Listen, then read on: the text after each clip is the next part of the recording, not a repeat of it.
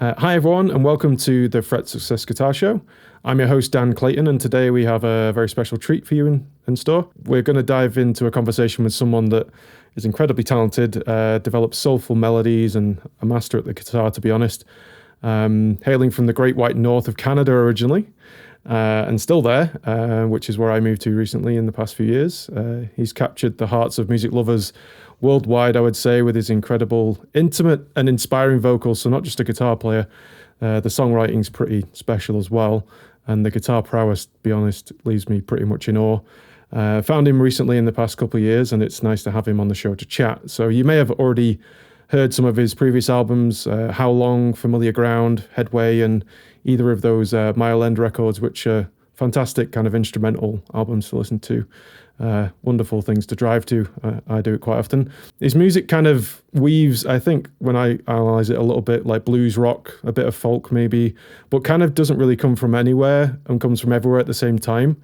So it's creating that kind of unique sound, which is interesting, and we'll talk about that hopefully. So he's a great storyteller as well in the music, and reflects on some of life's journeys and that we can all relate to, and moments of self-discovery as well. So I've been lucky to get a listen to his album that's coming out on the September 8th called Reasons Why. And he's heading out on tour to promote that end of August, I think, starting with a few festival dates in Europe, playing the US, Canada, and even stopping in Calgary and Edmonton, which is great because we sometimes don't get a great deal of music to listen to here. So I've got tickets to that show, and he's graciously agreed to have a chat before then. So without further ado, let's give a warm welcome to Ariel Posen. How you doing? Oh, thanks for the intro. I'm good. How you doing? Yeah, not too bad. Where are you based at the moment then? Montreal. Montreal, okay. So how long have you been out there? A couple of years. So what took you out there? My wife. She, okay. She moves around, so I follow her. I can be wherever, you know? Okay. Like I was telling you off camera. Portable musician, like most of us are. Yeah. We can kind of just be anywhere, which is great. So yeah, I've not actually made it out to Montreal. It's quite a bustling kind of area, isn't it? Lots of stuff going on, and a bit European in a way, is it? Yeah, I'd say so. Like summers are crazy here, I think, because the weather is so good, and they've just had so many great festivals and things going on every year forever. So a lot of people and a lot of tourists come in, and it's usually very busy here, but it's also just busy here in the winter because it's just like cool cities just have people here always. Cool. Where in England are you from?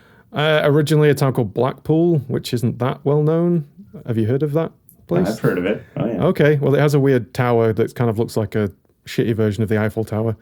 So we have that's famous landmark, and nearer to Liverpool, Manchester probably. So quite same as you were saying, Montreal, a lot of music scene around that. Obviously, a lot of bands, including well-known bands, come from those kind of regions. So I was a bit spoilt. A couple good bands, yeah. A couple of half-decent ones, yeah. So the new album, thanks for letting us listen to it in advance of it coming out. I mean, oh yeah, full of like rhythmic surprises, melodies that I can't really stop humming, to be honest, like, and that kind of raw emotion, which seems to be a bit different from previous ones, maybe. But I want to discuss that in a little bit, but I guess seeing as this is a guitar show, we won't dwell on this too much, but like, can you share a bit about your musical journey and how you first kind of got into playing the guitar? What's your kind of first memories? Yeah, of course. I come from a musical family. Both my parents are musicians. They were in a band. They still are in the band. They just don't really play that often. But my upbringing was like 2 months old. I was already on an airplane flying to like Vancouver for Expo for a gig. Something, you know, that was my upbringing, just like backstage or hanging with my grandparents when my parents played shows on weekends or played festivals, and we'd make family trips in the summers out of festivals. And then, got started on piano very early, about 6-ish. It was great. I'm grateful for that. I wouldn't consider myself a great pianist, but it was the mid-90s, and all my friends started playing guitar, and everything I was watching on TV, like Much Music and stuff like that, was bands. And guitar was super popular at that time. Mm-hmm. And that kind of gave, that mixed with the Beatles anthology, which had just come out at that time too, 94, 95. and our parents just kind of I say me and my brother, my parents just basically raised us on that stuff. But then I had this other side of modern music at the time, Green Day, Nirvana, Soundgarden, Rage Against the Machine, Chili Peppers, a bunch of bands like that.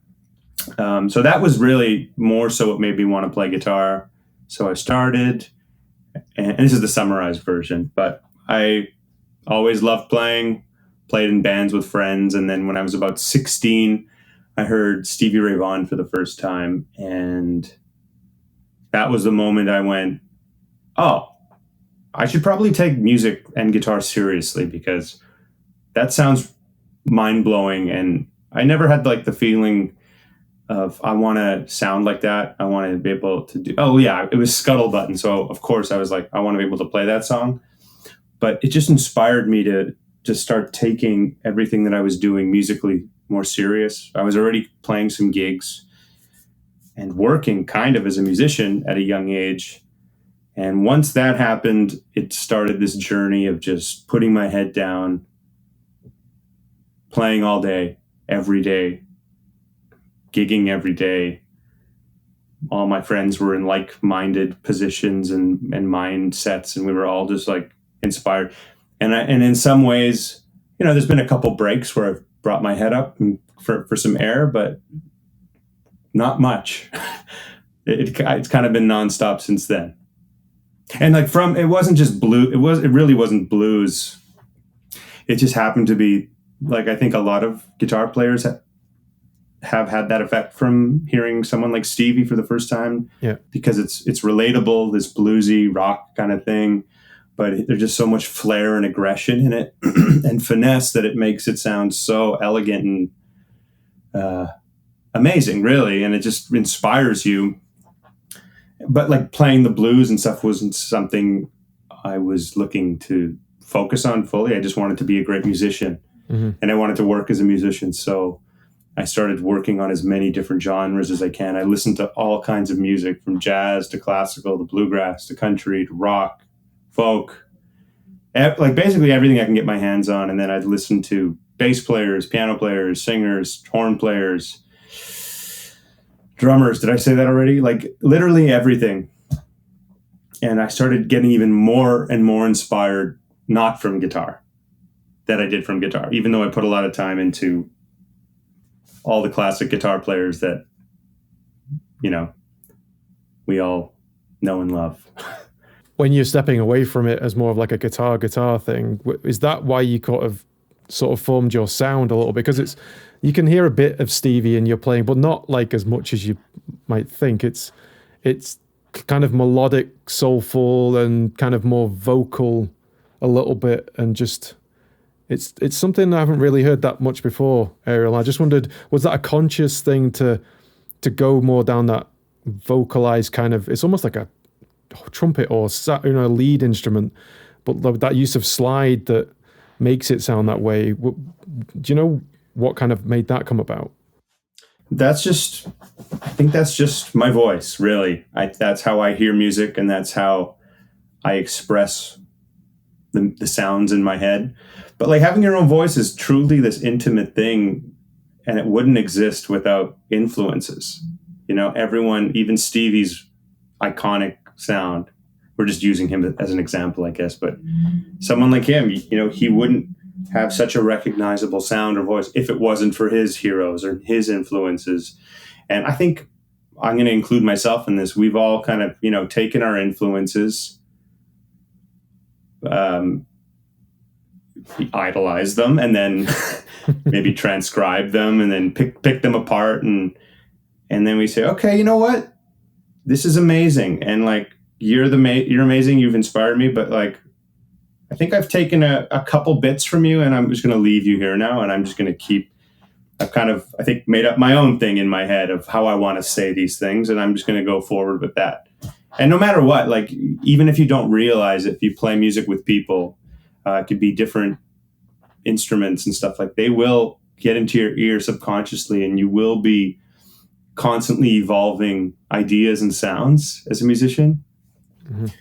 And I think it's just a mixture of that. It's a matter of like not, I don't know. I've always tried to run the opposite direction. Like whatever I hear, if I hear like 2 to 3 to 4 to 5 people kind of doing a similar thing, even if it's a great similar thing, I've always had a tendency to, okay, it's not about being better. It's not about being faster. It's not about being flashier. It's just about being kind of different and saying something in the same kind of meaning and having the same kind of intent, but from a different direction. And I think that's what I've always held on to. And that is what is like the catalyst for my sound or having my own voice. And I think it's the same for anybody, really.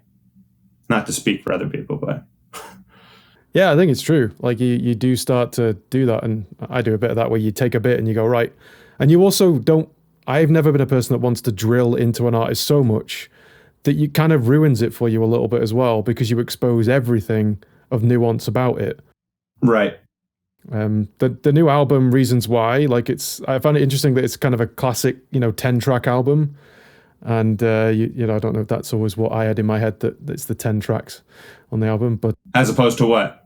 well, sometimes it gets longer, and like, Chili Peppers did that double album and stuff. It seems like that nice round number of songs, and you must have wrote a lot more before deciding what was on the album. But I'm kind of curious, this new album, it's a bit more raw, I guess, and I don't know, it's musically excellent, but I just wondered, and what inspired this particular album? And as we dive into the melodies, what kind of stories do you think you're sharing through this particular set? Well, story-wise, I'm sharing personal experience. I'm sharing other people's experience, and I'm sharing essentially experience looking at it from afar too. So it's not all just my stories. It's not all people I know stories, but it's this idea of just how in society really we act and how we react to things. And when, stuff happens, why are we like this? Why is this person saying that? Why do I feel this way? Et cetera, et cetera.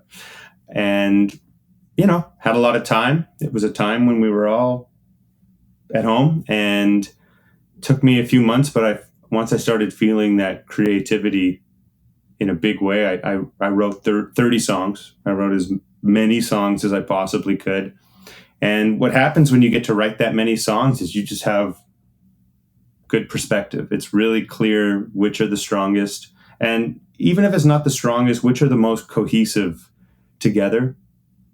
Because there was 5 songs out of that batch that I really loved, but I just didn't see them with the 10 that I picked. So I put them out last year, actually, and it was called the Downtown EP. Yep. I really love those songs, but it just made sense to keep them separate. And, the other 15 that weren't used, you know what? I still like them. They're good. Maybe I'll do something with some of them down the road. But for this collection, it just, instead of feeling like every song needed to have a purpose, it just was like, let's just go with the ones that are the ones. Mm-hmm. And that's what happened. Just pick those ones, and that's the album, really. I mean, it's a nice package of songs, and when I was listening to it, I put it on like a all loop thing, and then I didn't really notice where the start and the end of the album was, because it just was so cohesive as a set that it just kind of kept you going in a flow. Oh, good. Emotion. And I found that quite interesting. I was like, oh crap, like I've heard this song 3 times now, and I didn't even notice, because it was just keeping you in that kind of sense of, and every time with another listen, it was like, oh, I noticed that, and oh, this is different, and this is nuanced. And well, I appreciate you listening to it in succession, like a listening experience. We live in an age of singles and short attention spans, and I find that the experience of listening through an album from front to back, which I love. I'm like old school like that too. That's what I grew up doing, listening to CDs, even cassettes.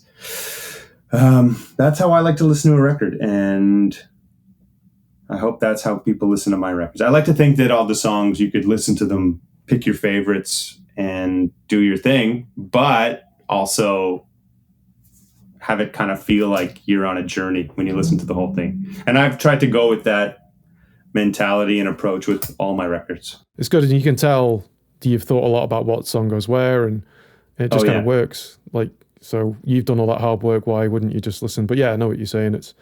I don't know. I'm up in and out. Like I like listening to a shuffle mix, but I also like listening to this album and that album front to back. And you just spend a day doing, tidying up or cleaning up, and you just stick it on and you just lose yourself in what's going on. So kind of takes me out of it sometimes, listening to a record that you know intimately, that you've been listening to forever, and a hit's a hit. And I'm not talking my own music. I'm just saying, let's say it's a song from a band who's gigantic. Mm-hmm. If Hit Me With Your Best Shot comes on, without context, it's Hit Me With Your Best Shot. It's great.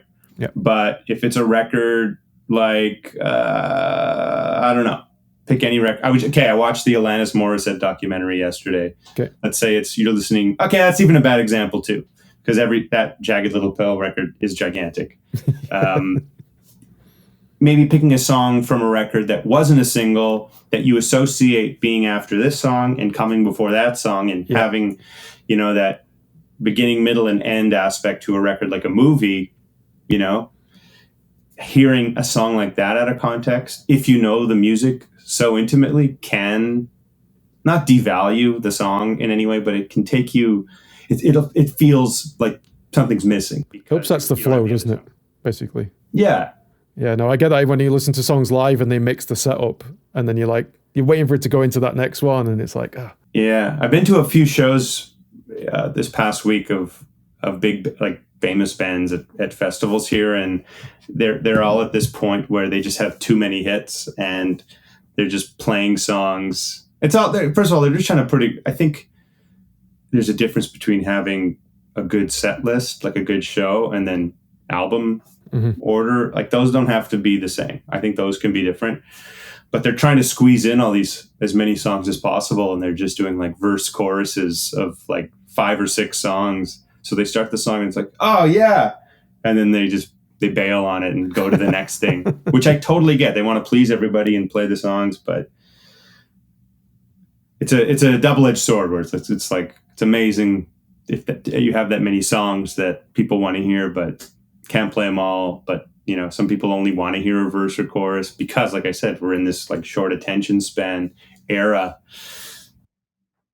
I guess one thing I really took from the album especially was how interesting, I guess intellectual is not the right word, but it's engaging rhythms are really the stars for me in this album. Oh, cool. The drum elements complement the music so well. And I wondered, did you think much about that? Is that a drummer you've got at hand? Like, what was the rhythm selection like for you? Because each song is so different, but yet coherent. So it's interesting.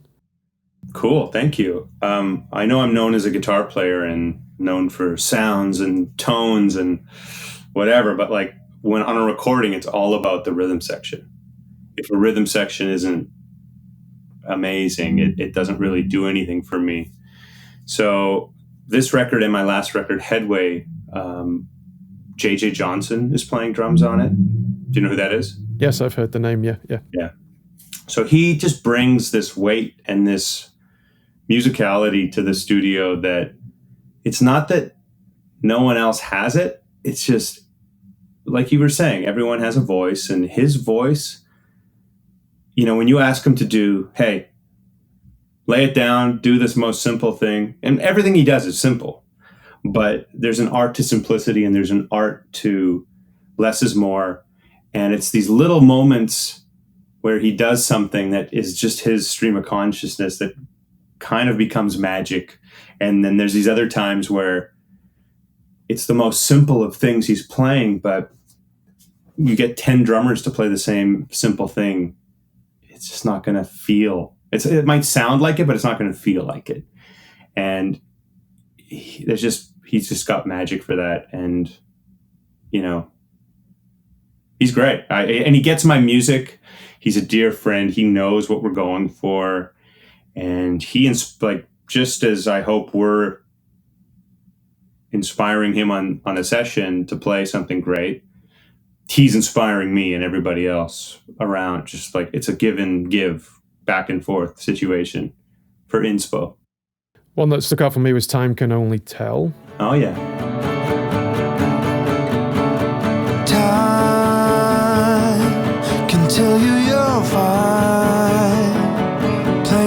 back on your mind,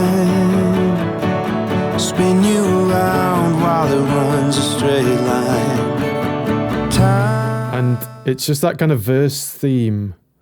It's slightly unsettling, like as a song, like harmonically, it's just a bit like always got you a little bit on edge. But the rhythm is kind of this constant kind of rhythmic kind of chug, like a ticking of a clock. And it just felt like it matched the song well and the lyrics well. And like, it was just, capturing that and then weaving that together. And then the chorus kind of then creates a sense of relief. And then it's the verse is back into this kind of like, I don't know, that's the way I kind of heard it. But I just wondered if that was something that you thought about when you were writing that track. Yes and no. Lyrically, funny enough, the music wasn't dictated from the lyrics at all. That song was written with the main guitar part that you hear, which is just a four chord loop. And I heard it like a string section, like a gigantic chamber orchestra. I guess it wouldn't be a chamber orchestra if it was a big string section. It'd just be a string section. And I don't know. That song would be definitely at the top of the list of like a slightly different departure for me compared to my other records. And it's one of my favorite songs on the record. I so badly wanted it to be a single, but I purposely just decided, you know what? I think this one should stay as a surprise once the record comes out. First track. It's good for that. But to answer your question, it wasn't really, it wasn't super tied to the lyrics. The lyrics are basically talking about asking, it's about looking back at everything and wondering why we feel certain ways when time passes, and if things we did, what's the point of everything, and why does everything happen for a reason? It's basically if you had a chance to speak to time, okay, and be like, hey, what the fuck? Like, what is this really? Why is this? And it's essentially saying, the verses are trying to say that you kind of have an idea of it's almost like as if time was a person, and then the choruses are this question, like if it has its reasons, keeps it to himself, maybe it's a secret time. Like it's basically saying, okay, I've said all this stuff that I think I know in the verses, but I guess at the end of the day, we won't really know because it's not telling us. Yeah. That was an intriguing track. Cool. I'm glad you like it. Caught me a bit off guard. It was like, this is cool. I guess one thing that the other part of the album, which was the organ type sound and that kind of bass groove in I Wish That We Never Met, you know, that kind of go that compliment, and that's so cool.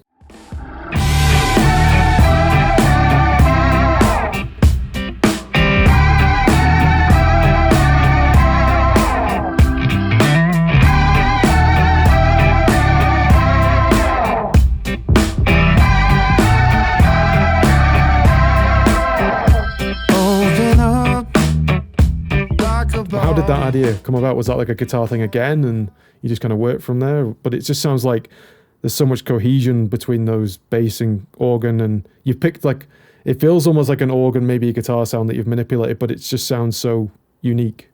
It's actually both. It's what you're referring to is guitar. Okay. But there is organ on there too, doing something to complement it. Basically, when I put together any song and I think it has potential, I'll make a full demo of it. I'll either get someone to play drums, or I'll just program drums and I will play everything, do one pass, vocal, nothing fancy, just something as reference. And certain songs, I'll immediately kind of pick something as a hook.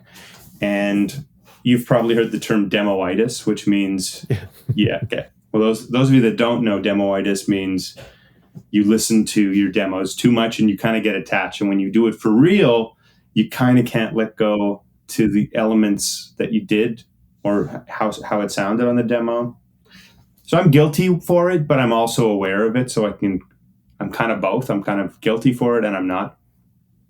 But I put down this line of just harmonized lines descending. And it just felt like it was it. It felt like it was the part. Sometimes you just know. And a lot of times for me in production, from a demo to the final product, it's like, if it ain't broke, don't fix it. If there's anything you question, okay, well, maybe revisit it and see if there's something else that can happen. But if something just feels right, if you've listened to this 100 times and you feel something from this one part, there's a really good chance that it's meant to be there and that you don't have to change it. Just like do it the same way. And it was kind of like that with that part. But it was just 4 guitar tracks, one playing the melody, an octave playing the melody, and then a third above, and then another third above up the octave. And they all had this Leslie, like a rotary Leslie cabinet, I think some kind of overdrive or fuzz and something else. And it just gives it this really spitty, kind of organ-like sound. When they're all together, it sounds fun. So I think I pay a lot of attention to the elements to try to make it, cohesive and make everything have a place and purpose instead of just a bunch of noise. Yeah, definitely with the bass guitar doing its own thing to complement rather than just playing the same fucking thing as the guitar or whatever. So right, you could definitely tell on that album that it had its own place and voice and reason to be there, if you like. Nice. Yeah, I mean, the one that stuck out a little bit, the song is Broken But I'm Fine from a sound perspective. Like, it's more like on a slightly poppier, side and soulful and gospel blues almost. But the guitar work on it is kind of like, it feels like a harmonious kind of horn section that kind of dances with the vocals, and then you have like a call and response thing going on. Restless by design, up against the wall, underneath it all, I'm broken but I'm fine.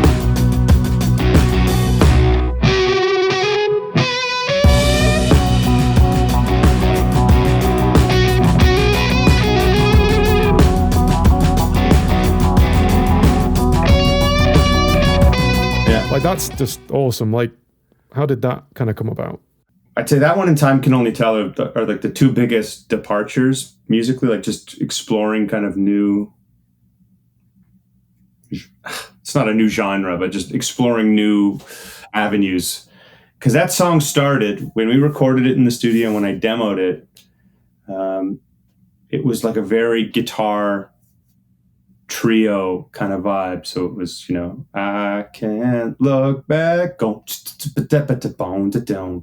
was very like 16th bouncy guitar filling around everything, and the bass was very dun, dun, dun, dun, and the drums were still the same. And on the demo, it felt good. It felt raw and fun.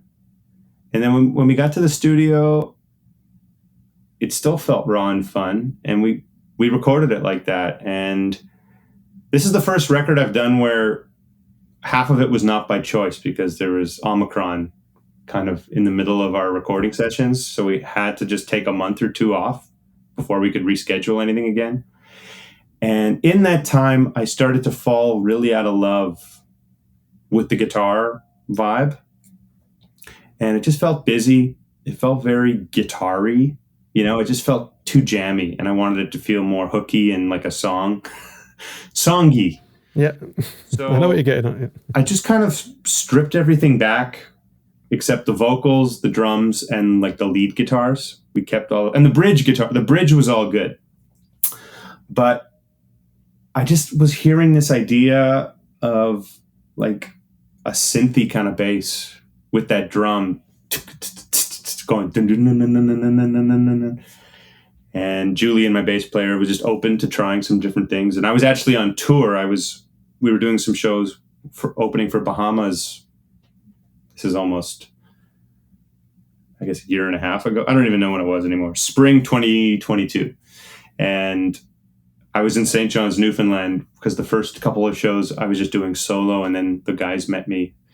And I just said, send me a bunch of stuff, try a bunch of different things in this vibe. And he sent me a handful of tracks, and I kind of pieced them all together, and then I doubled a lot of it on guitar with a bunch of envelope filters and weird sounds. So it sounds like it's one track, but there's a bunch in it. And that just led to that. Once that started feeling good, it was like everything could breathe because it was always on this. So instead of a guitar that had to be like filling, it was just vocal. It was kind of like this call and answer thing. And I just went with it. Was it the right direction? Who knows? That's not for me to decide. It's, if people like it, they like it. But I feel a lot better about it than where it started. And I'm just glad I had the time to sit with it and try some different things. Because sometimes you got to do that. Like that would have been a perfect example of demoitis, where I could have been stubborn enough to just sit with the original idea and be like, oh no, I can't see outside of like the busy licky guitar the whole time or the bouncy bass. It just needs to be this way. But luckily I'm a few records deep now, so I can kind of look at it from the outside and go, hey, don't be stupid. Rework it. Yeah, stop it. Stop it. Yeah. Man You Raised kind of resonates simply yet profoundly for me. The kind of way it builds starts with the bass, embraces kind of vocal harmonies, then piano. It's quite a journey as a song. I'm just, this is quite an evocative track, and because the layers kind of build and build. Without you anyway, people in time, they were all born to change, but I'll always be the man you raise. I know I let you down, you may not see it now, but I'll always be the man you raise. People in time, they were all. Was that something you were trying to get towards, this kind of like, it's almost like symphonic in a way, where you're kind of building all the pieces, then get into a big carnival at the end? Was that something you thought about when you were writing that one? I'm basically trying to do that in every song, whether it's extravagant or it's minimal. I'm trying to always add pieces and build. So there's ebb and flow, but constantly building, constantly adding an element to each section. So, and then, by the end, there's a payoff. I just compare everything to a movie. Okay, interesting. Song production, writing a song, taking a solo, improvising. I truly think of it all like a movie. Beginning, middle, and end. Conflict, climax. Just all those elements. Man You Raised, sometimes you have to even go deeper on that mindset when a song is actually just very repetitive, like a song like Man You Raised, which is just, it's 3 chords over and over.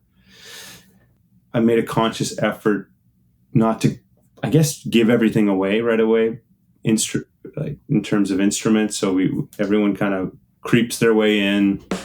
Where you thought I should go, all the steps I chose to take had their fair share of mistakes. And did you start with the full thing and then back it off, or was it as is kind of thing? It just kind of went that way? I demoed it somewhat close to how it is now. It was like bad though. All my demos are pretty bad. I usually go, here's to the band. I go, here's the demo. Here's what I'm thinking. Please do it better now. It's just there for reference. But I write any song just with like an acoustic or electric guitar. I don't really start thinking about production or band elements until we really like get serious about it and start doing pre-production. When a song is written and I just have to record it on my phone so I don't forget it, that's like as far as it goes. And as many ideas as I have and as many like things and places I know I wanted to go, I really lean on my musicians as well, because like I can play bass, but I'm not a great bass player. I'm not a good drummer. But everyone is so good at what they do. It's a waste to not like trust them. If they get what you're doing and if they know what it is that you're going after, it's best to just let their instincts kick in. You know what I mean? Oh, I do, yeah. Because a lot of time, people do take control, and if you've I mean, it's easy to say when you've got great musicians, they help from that regard. But it's interesting how that kind of song flows into that, but makes sense now you've described it that way. But the one thing I guess you have most control of is your solos and your vocals. And on this, I think this was probably my favorite kind of solo entourage, if you like, in this song, because you've got a few throughout it.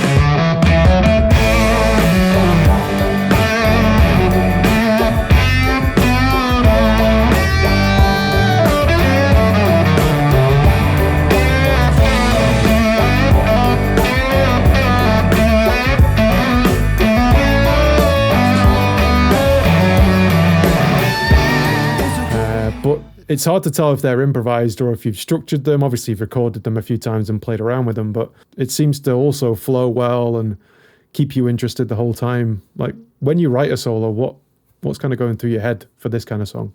Nothing.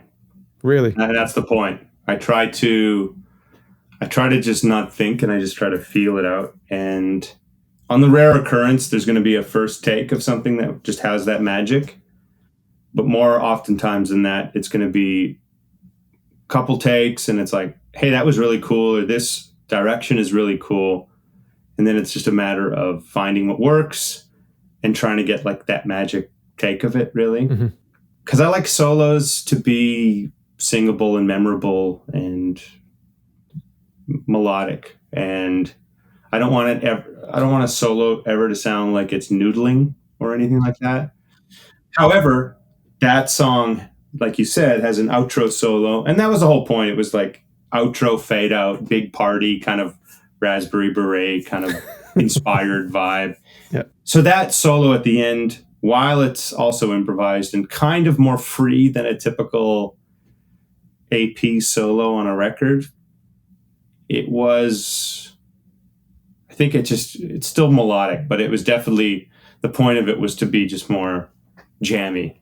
It comes across, but it's really cool. And the sound of the guitar, I think, helps as well. Like, you've got that dialed in on every record that you do.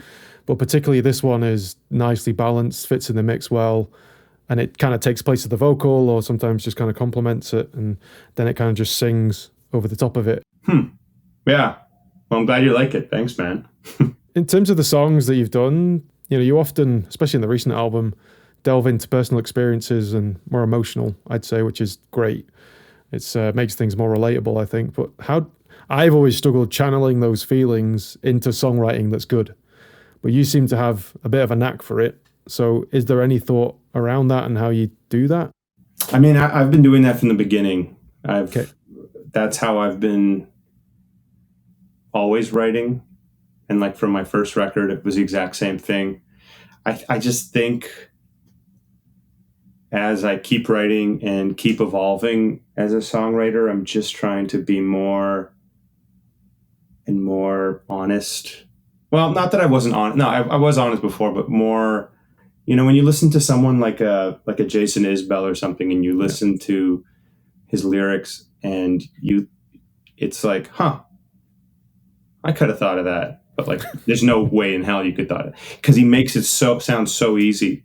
Yeah. And makes it sound so simple. He strings words together in a way where it's unbelievably relatable and just unbelievably straight to the point. And you're like, He truly makes songwriting seem easy. And not that I'm trying to do that. No one can do that except him. But I don't know. I just trying to make the story and the narrative as cohesive. I guess I've been using the word cohesive a lot, but it's easy to have a song that has a clear story and topic and meaning, but sometimes songs don't. I'm talking even my own songs, like that I've written in the past that don't make it onto records. And a big reason they don't make it onto my records is like, it has the right ingredient, but it's not fully saying everything it needs to. It doesn't say the whole story. And I think where I'm at with my writing now is really focusing on don't leave any important bits out. Make sure like you're saying something to the end instead of just saying words. It's just like with playing music and improvising, or there's a difference between just playing notes and playing music. Yeah. And there's a difference between just saying words and saying something and telling a story and making it relatable and accessible. I mean, a songwriter can only make something feel as relatable to themselves as they can, and then just hope that it resonates with other people.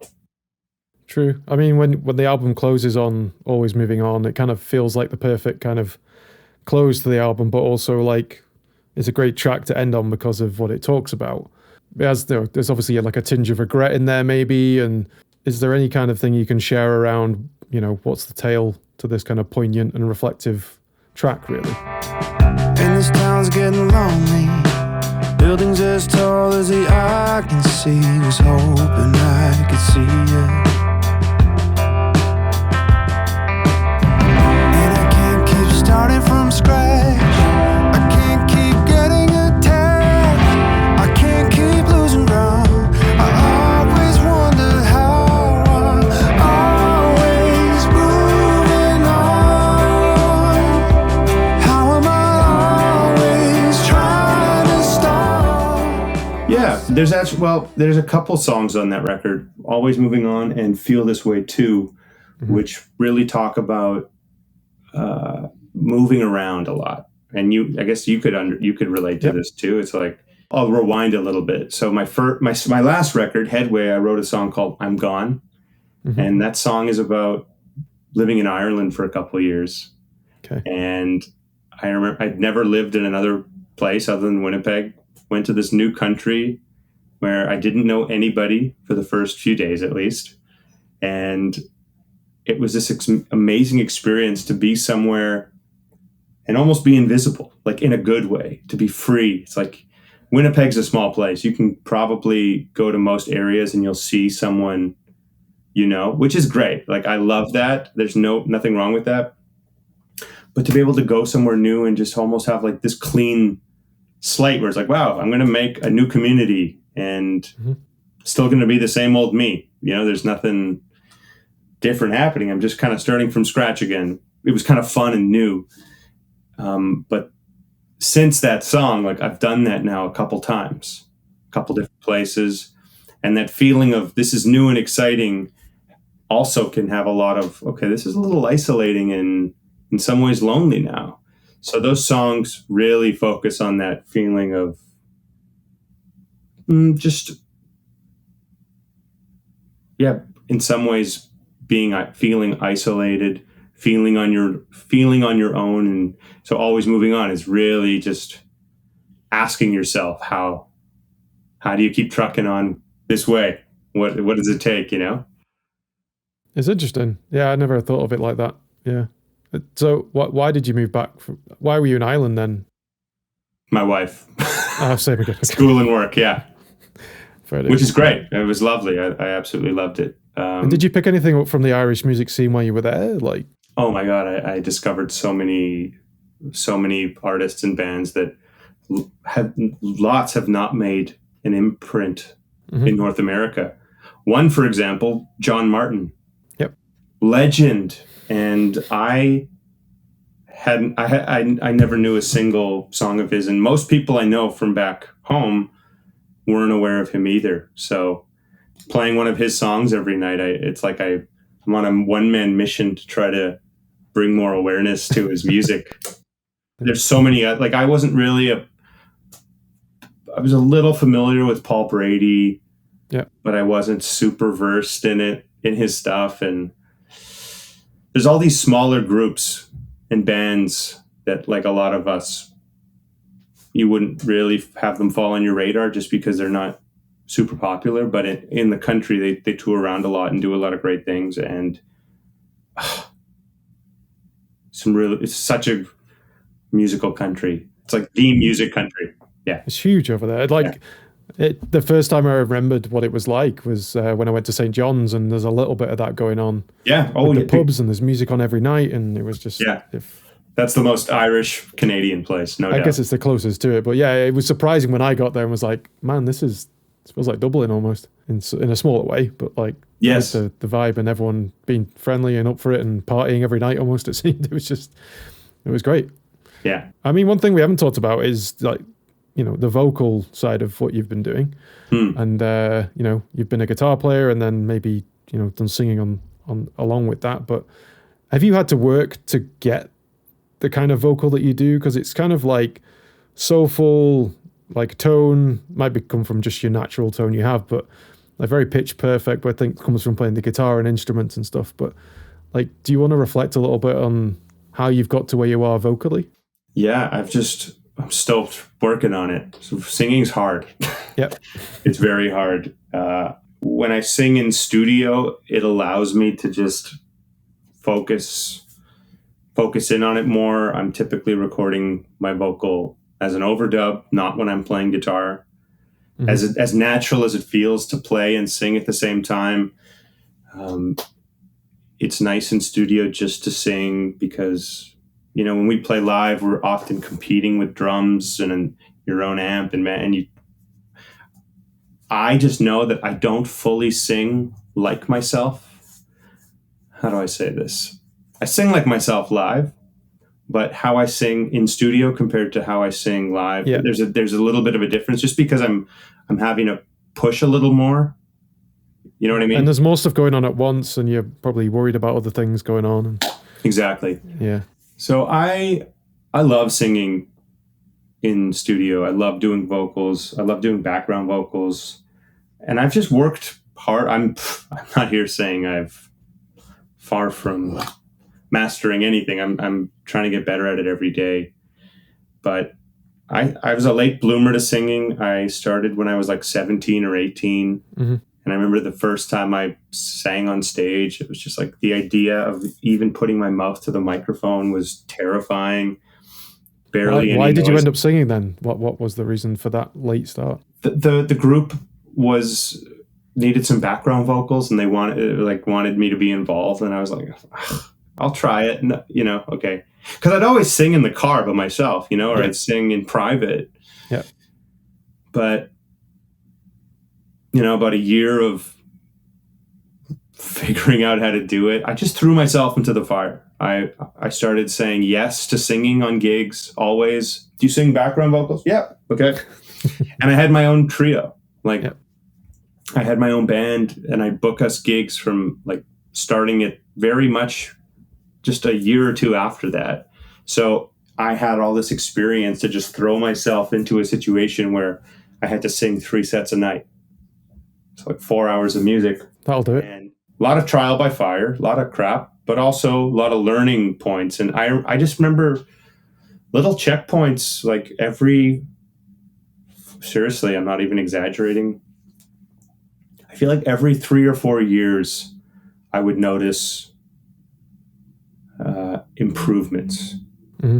So I'd be singing a certain way, and then 4 years later, I'd start realizing just naturally, I think I've learned how to use my diaphragm properly now. And then 4 years later, I'd be like, I think I just figured out vibrato properly. And then another 4 years, like, I think I'm, my intonation is better. It's just like these little things. It takes so much time, though.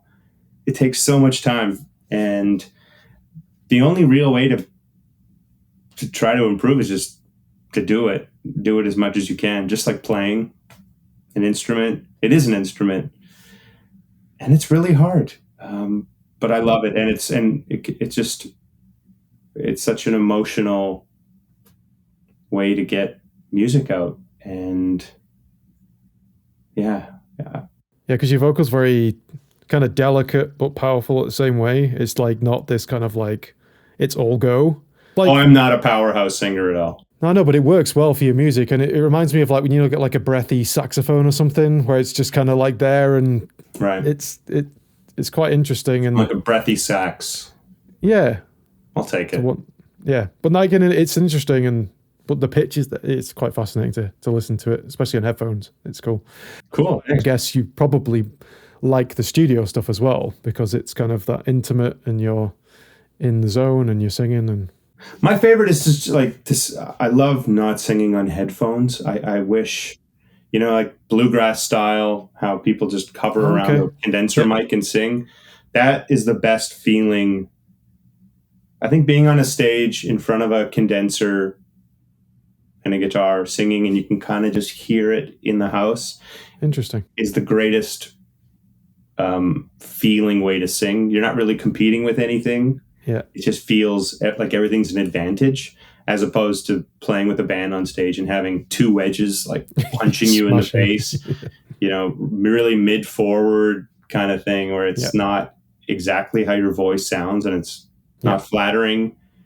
And then even in-ears are great, but it's also a different experience. They're all just different flavors of monitoring, and that would just be mine if I had to pick my favorite, which is really just out in the air. One thing I wanted to talk about just briefly was you'd been in the PRS SE Silver Sky ad. Yes. John Mayer. And I just wondered, John, I heard, had called you one of his favorite guitar players. And how did that come about? That came about, it's actually a funny story, and it's not usually my luck with timing. Okay. I'm the king of, I remember once, summer 2014, it was the only summer in my entire career when I was still doing primarily for like sideman gigs. Mm-hmm. It was the one summer where I didn't have one single double booking. I was able to, every gig that I was offered, it never conflicted. And I had the busiest summer, and everything worked. And there was one double booking, and it's like one of the gigs ended up getting canceled, and like they still paid us for it. So I still got to do the other gig. It was just like this nice unicorn schedule summer. Okay. Outside of that, I'm always getting, sorry, I have to pay, I can't do it. So many times that happens. So that's just to give you some pretext here. So I was driving to Toronto because I was starting a tour. We're opening for Bahamas, and Montreal to Toronto is about a 5.5 hour drive. So I drove down show day, pick up the guys from the airport who were flying in, and go to the show. And I think the schedule was Toronto, day off, St. Catharines, Ontario, London, Ontario, day off, Ottawa, something along those lines. So this is all important. So I get a call from Bev from PRS, who I known and I've talked to before, really nice. And long story short, asked if I could do this commercial, and I was like, yes, I would absolutely love to. And when are you doing it? And she's like, oh, this weekend. I was like, I'm on tour, literally on the way to start tour right now. What day? And she goes, I think it was Sunday. And so when I had a chance to pull over, I looked at the schedule, and it just so happened that the day they were shooting was a day off. So what that meant is that I had to switch. We played in London, Ontario. Sorry, this is like getting too long of a story, but no, it's fine. It's good. London, Ontario is about 2 hours from Toronto. Mm-hmm. So we played the show, and I had to change our hotels to Toronto airport. Played the gig, immediately left, went to Toronto, and I flew like on the earliest flight possible. It was like a 7 a.m. to LA direct, and got me in at 11 a.m. My guys drove to Ottawa from Toronto that off day themselves. Right. And I got off the airport, went straight to the shoot, went great. Went to my hotel, literally slept, literally went to bed by 5 or 6 o'clock because it was a 3-hour time difference. Yeah. And I was flying back on like a 5 a.m. or 6 a.m. flight. Okay. So I was just like, I'm just going to stay on Eastern time. So long story short, they asked me. Hilariously enough, timing worked out, and that's it. It was fun. I was grateful for the opportunity. What did you think of the guitar? Guitar's great. PRS makes really great guitars, and if they have someone that really knows what he likes and needs in a guitar, and such a creative type of person, and has so much input and opinion on how and what things should be, it kind of feels like a no-brainer. So I think they've done a really nice job.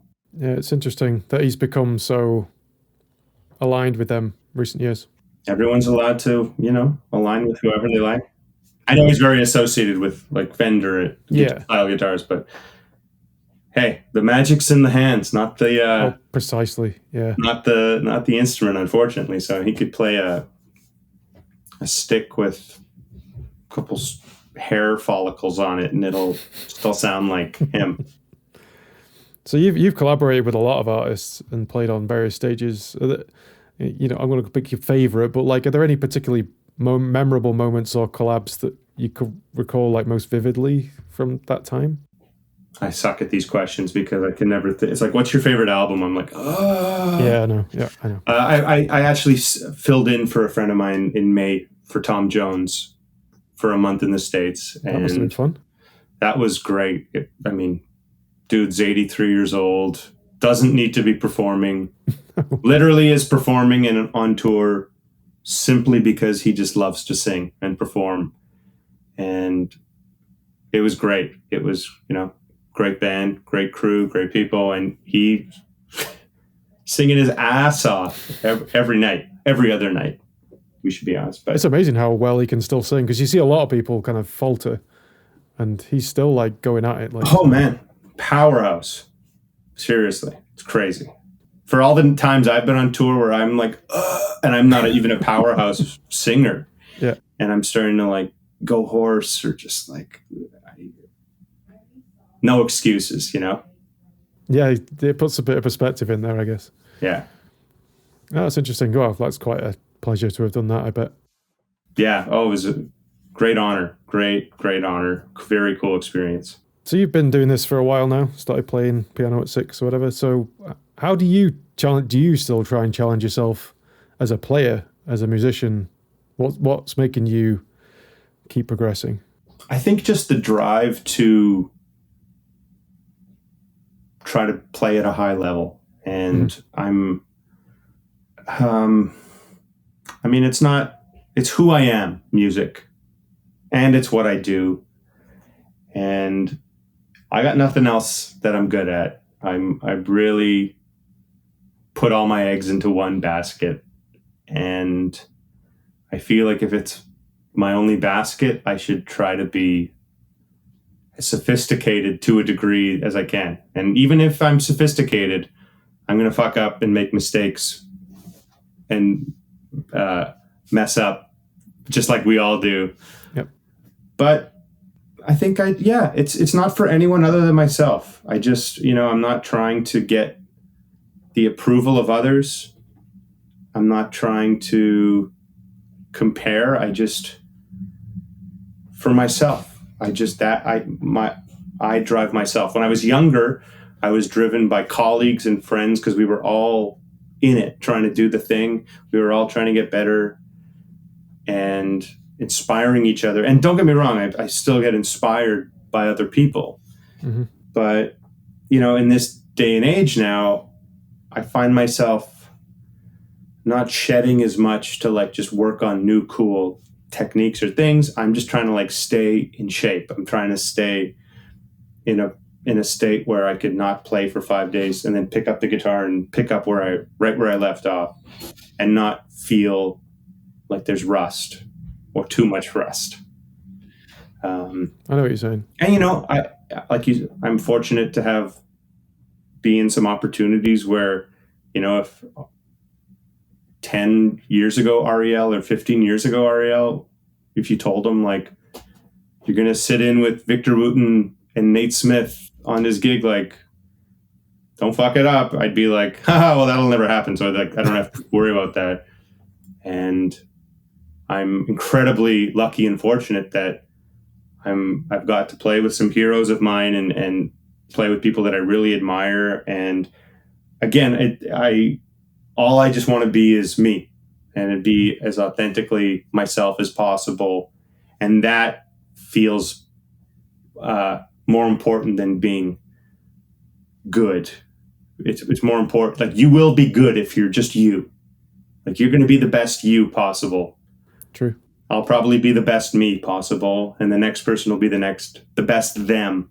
Mm-hmm. And I just try to put a focus on that. Really try to stay true to my thing and whatever that is, and not to get distracted by other things. Sometimes you're on a gig. I mean, these days I 99% of the time do my thing. I guess that Tom was a perfect example. That was me being put in a position where I was just a hired gun again, and I had to just play a part. But even playing that part, they encouraged me to do my thing on certain elements. Like, no, do the thing you would normally. Okay. So if I'm given that opportunity to authentically be me, I'm going to fully be me, and then go back to professionally just doing the gig, being, not that it wasn't professional being me because it's been asked. You know what I mean though, right? I know precisely what you're saying. Could have answered this question much shorter, and I apologize for that. But basically, I'm just working on keeping up with everything musically, and just staying true to myself. So just a bit of a silly question to end on, Ariel. It's if you could jam with any musician, living or deceased, who would it be and why? I feel like my list is really long. Oh wait, if you could form a band then of players. Because there's all these different contexts, right? Sure. Yep. I think it would be really cool to play and jam with Jaco Pastorius. Only, not just because he's an incredible bass player and musician, but he's such an eccentric character that with all the eccentric characters I've played with and shared stages with, like that, he's the king of that. And like, there'd be some good stories out of that. And I would just be so curious to see how he handles a musical situation with some strangers, if he was still around. Yeah, that's a good one. No, I've never heard that one before as a choice. That's cool. What about you? Oh, I don't know. I've always got a soft spot for like Mark Knopfler's like my. Oh yeah. So you want to jam with the guitar player? Yeah, I think so. But also, I don't know. Non-guitar players, I guess.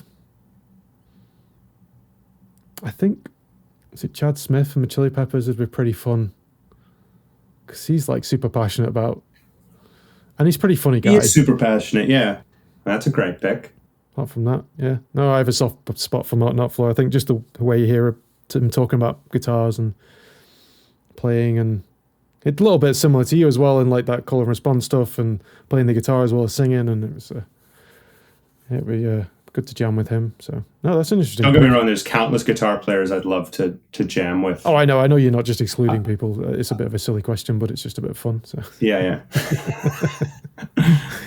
No one's gonna tie you to it. Like, man, we booked this show for you to play with him, and you didn't turn up. Like, yeah. Well, we brought back Hendrix somehow. Exactly. Ariel didn't show up when he's a dick. Like, it's just like. No, it's been great to have you chat on the show, and so I'll be looking forward to come see you in about a month's time, just over a month's time in Calgary. But can't wait. You're looking forward to the tour getting going? Are you? Oh, I can't wait. Yeah. When's the last time you were out on the road then, like properly? Properly for my stuff. Yeah. This year we had a few one-offs since May, like festivals, but that's not really, I think, what you're describing. We did a run in March in Florida. Okay. And I did a solo tour from end of January till mid-February. So that was like the last. It's been a few months then, properly. It's been a few months. Okay. But like it's all been by design, because in 2 weeks or just under 2 weeks, it's nonstop until the holidays. And then we'll pick up again. So it's going to be pretty full on. Are you excited about playing anywhere in particular? Is there any new ground or anything like that? I love going everywhere. I love traveling. A lot of places we're going to, for the most part, we've either already played, or at least I've been there before. I don't think there's any new, anywhere new that I haven't been yet. But there's a comfort in going to places that you like going to and places you have been to, and just going to the places you like. So I'm excited for them all. It's about the places, and it's about seeing pals in those places, and the whole experience is nice. It's all what you make of it, and the way I try to approach touring and traveling is moderation, balance, and just being happy and making the most of it. So that's what we plan on doing. Well, thanks again for anyone that's in the Calgary area. I'll see you there if you're there. But check out, the tickets are on sale, and Yes. go head down. And we're recording it before the album comes out, but it'll be out by the time this goes out. So check out Reasons Why, and it's quite incredible. Will it be out on all the normal places? Yeah. Ariel? Yeah. Okay. Oh yeah. Check it out, and definitely deserves a spot on your playlist, like I described before. So yeah, if you've enjoyed today's interview as much as I have, don't forget to hit that subscribe button, give us a thumbs up, and ring the notification bell so you never miss an episode. Your support means the world to me, and our little channel can keep growing and get incredible artists on like Ariel Posen into the spotlight a bit more and do our bit to help them along the way. So huge thank you again to you, mate, for coming on and sharing your stories. And until next time, keep the music playing, and remember to have fun, and I'll see you soon. Thanks.